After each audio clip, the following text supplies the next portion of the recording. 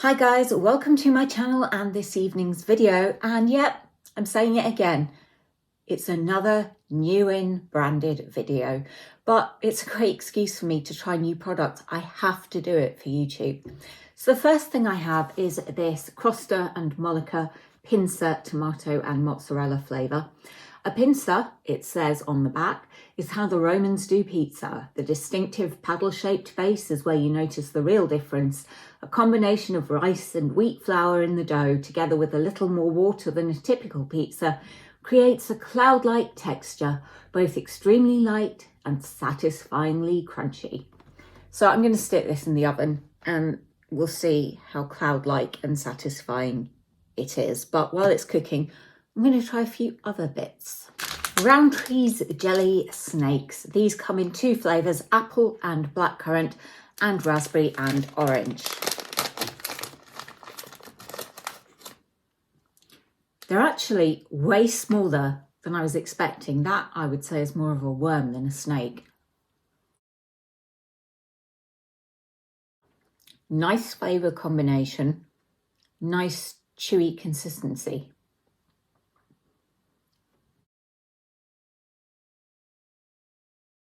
I like them, however, I think they're too thin. They need to be a chunkier snake that you can really get your teeth into. Maybe for kids they'd be all right, but not something I would get again. I'd rather have the Haribo yellow belly snakes because they're just a better size. But yeah, the flavours are good. They don't taste like gummy vitamins and I like them. Just need them to be bigger. I really should have done these for breakfast, but I was too tired at that point to put any makeup on or even think about filming. So these are the Rice Krispies multi-grain shapes with honey. And I have some here in a bowl with some milk. They're very bland, even with the honey. There's a slight sweetness, but it's so subtle, you barely notice it. It kind of is just like eating soggy cardboard. Sorry, Kellogg's. Won't be getting these again. Can't recommend them to you guys. Just too bland. I got these Gray's Sticky Toffee Oat Boosts purely because they're sticky toffee flavour. They're not the sort of thing I would normally eat. They're a bit too flapjacky for me, I think. But we'll see what I think of them. So that's the size. Sticky toffee flavour whole grain oat flapjacks made with chopped dates and black treacle. I was baking with black treacle once and I licked it off the spoon. Never ever do that. It was disgusting. Well, it's soft, not sticky, and it certainly seems to be a decent enough size. It smells fruity and there is a bit of a toffee scent to it too. It's actually pretty good. The sticky toffee flavour is definitely recognisable. It just is a bit odd with the flapjack texture. I don't hate it. I wouldn't get them again just because I don't really like flapjacks in general, but I'll certainly enjoy the rest of them. And yeah, I could recommend these to you. These have had a lot of hype and have been long awaited, so I just had to give them a try, especially because they were on a Nectar price offer at Sainsbury's. Apparently these were out once before, but I certainly don't remember them. The chocolate coating could be thicker.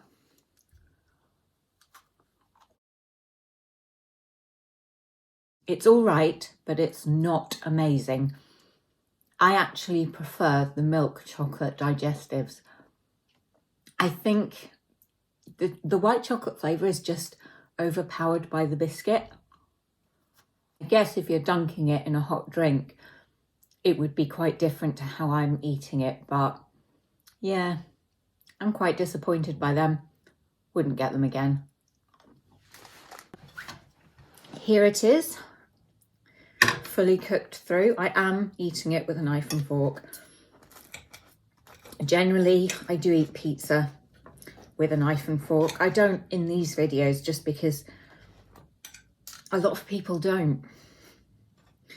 but today I am because I don't want to burn my fingers. Well, it's certainly fluffy. I don't know if it's cloud-like, but I've never eaten a cloud. It's not crunchy, not in any way, shape or form. It's chewy, but in a nice way.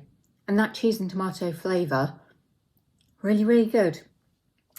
It was £3.50 though, so I wouldn't buy it again because you can get a full-sized pizza, cut it in half and freeze half of it.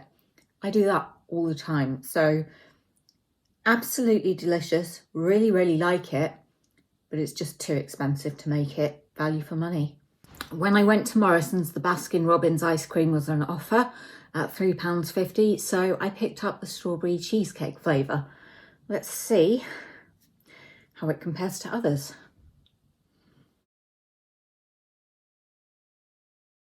That is so good. There are cheesecake pieces in the ice cream, and I did get one in that mouthful. It's soft, but it's got that lovely cheesecake base flavour. The ice cream is so creamy, but it's also got a sweetness to it, and that strawberry flavouring is just perfect.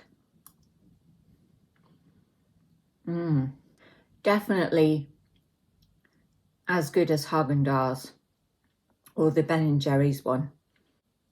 There's really very little to choose between them. This is a really good ice cream, and if it's on offer and you fancy it, definitely something I'd recommend giving a go. Yum. Next, I'm going to be trying the salt and vinegar multigrain Pringles. I don't know when I last had a salt and vinegar Pringle, and I've certainly never had any of the multigrain flavours.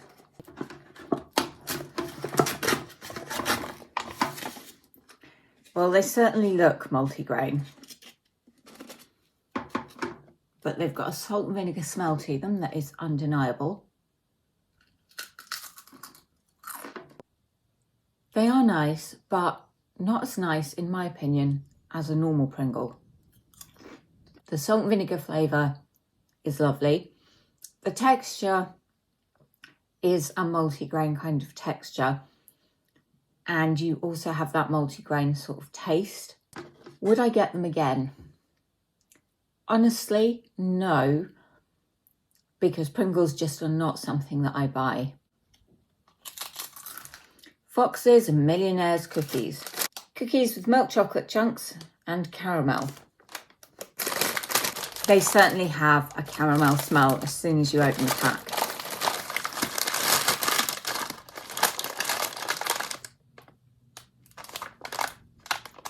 Yeah, it's really, really strong.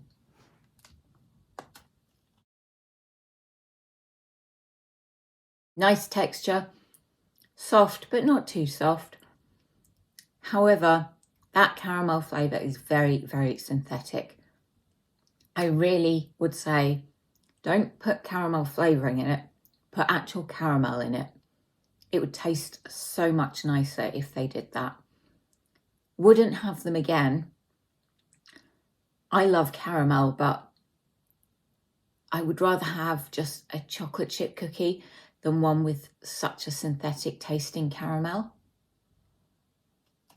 Dolmio meal in a hurry pasta in tomato and basil flavour. So I need to go and stick this in the microwave, although you can boil it, but why would you when you can microwave it? So I'll be back once this is ready.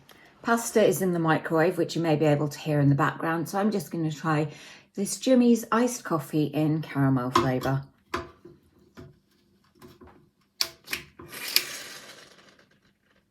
I'm sure it shouldn't have done that. It's just bubbled up a bit. Well, it's certainly got a caramel smell to it. It's very frothy.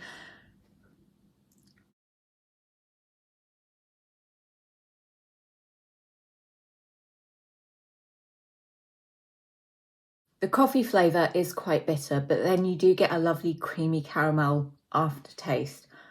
I do like it. Probably wouldn't buy it again just because I don't tend to buy iced coffees, but if I do, I tend to get the Starbucks ones when they're on offer. However, I do like this and I can recommend it to you guys, but again, there are cheaper options out there. Well, the pasta was certainly sizzling when I took it out and it's still steaming now, but it feels, certainly as I'm stirring it, nice and soft. It's not stuck together in any way.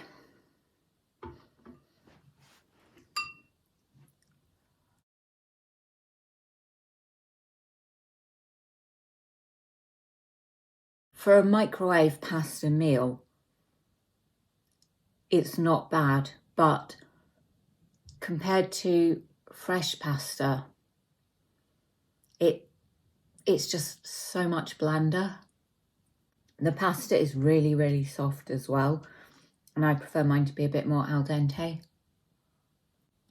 I wouldn't get it again to eat like this, but it's perhaps something I might let cool and then mix into a salad. I think it would be quite nice like that, but like this, it's just quite bland.